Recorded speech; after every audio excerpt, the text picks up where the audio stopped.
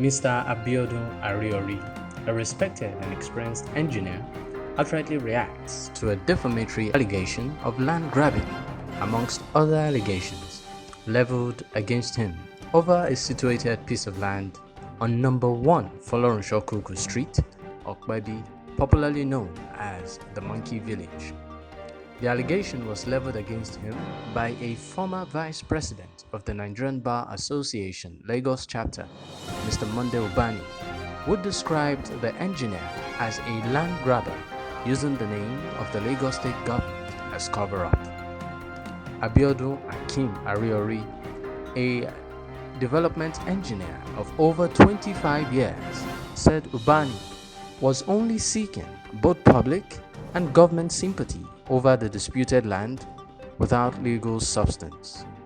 He said that the court's judgment and other documents confirmed that the owner of the land, now called Monkey Village in Okpebi, is for the family of Gilbert Oladende Mildew. The engineer said that due to the long dispute over the place, it began to house miscreants, making it a danger to residents in the area, insisting that he isn't a land grabber but a law-abiding citizen operating within the ambits of the law. In his words, about 6 months ago, we were trying to erect some structures. We found out that some mechanics have taken over the place. And we reported them to Zone 2. Why Zone 2 brought some of them arrested. That was when we met Mr. Lawyer Bani for the first time. He was the one who called to me, so to come and do this thing. It was later I found out that he was the one who went to those mechanic land that had to pick up judges. Since we have been trying to work on that, we have been using police to frustrate all our efforts.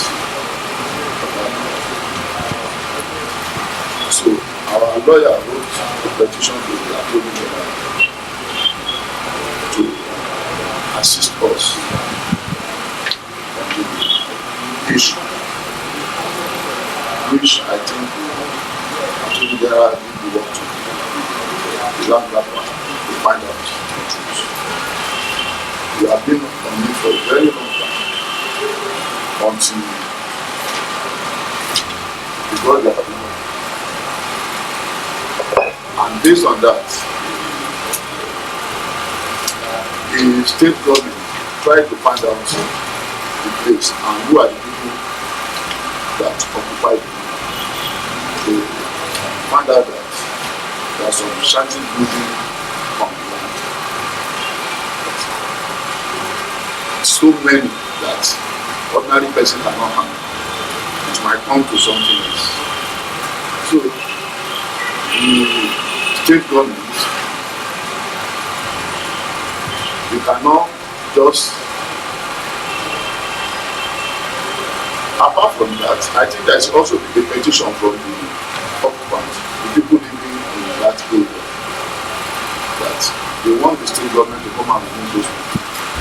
Corroborating his claim, his lawyer, Barrister Francis Monye, stressed that the Mildews were granted full possession of the said property against the trespassers after it was confirmed that the court papers indeed ceded the portion to them. What Prosperous Ariori Holding Ventures Limited approached the state to do, based on the instruction that it had from the Meadow family, was to see how they can carry on the precedent that was laid by the Meadow family.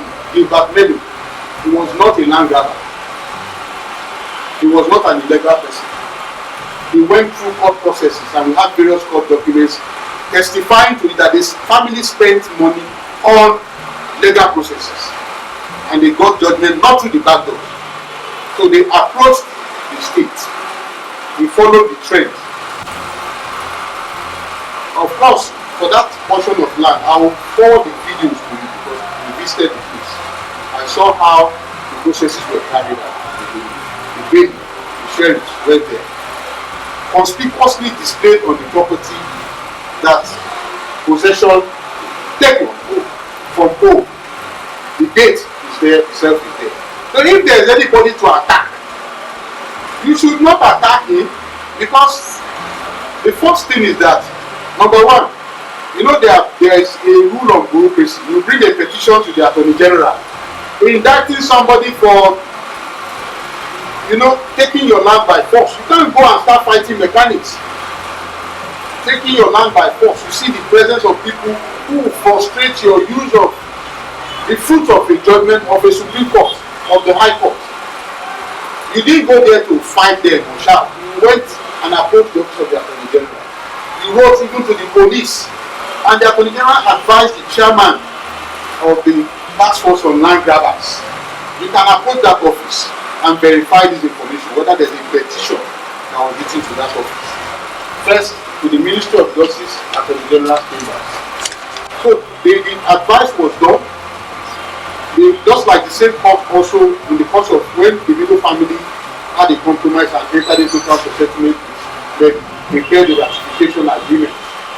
The same thing they did, because the court ordered that they should do a composite survey and then find out which land falls where. And that was what happened. So in this case too, the Attorney General went for interpretation of all the documents that were before him, and they related with the court, the deputy sheriff. They also tried to see what they visited the place variously and saw that physically, that you can imagine an area at Okwegi they call Monkey Village. You know the meaning of Monkey Village? Yeah? It's like no man's land. It's like a place of atrocity. So now what we are saying is that all verifications were done, and that office, the Ministry of Transport, the land grabber chairman, because once they investigate an issue and found that there is an incidence of land grabbing, you come into a place, your mechanics who have taken over land by force. You put some people there by force and all that. It's not legitimate. At the end of the day, it is their duty in law to look at everything, and once they find it, they will restore the person that is the owner of the land back to them. So the courts were involved. So instead of chasing the substance, you're leaving the substance and you're facing shadow. I don't know what the lawyer is trying to get at. Do you understand?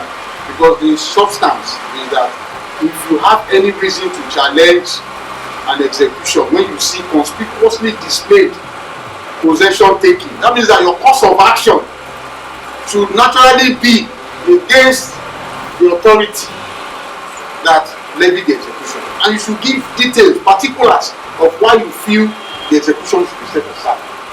And then if you have any issue boarding on the Attorney General's office, if you know he's involved, you join him as a party. Then you see law, challenge law, then you come up to a conclusion. So at this point, I want you people to take pains to read through the publications, because we are not going to leave it there. Because that publication is on its own has founded a course of action.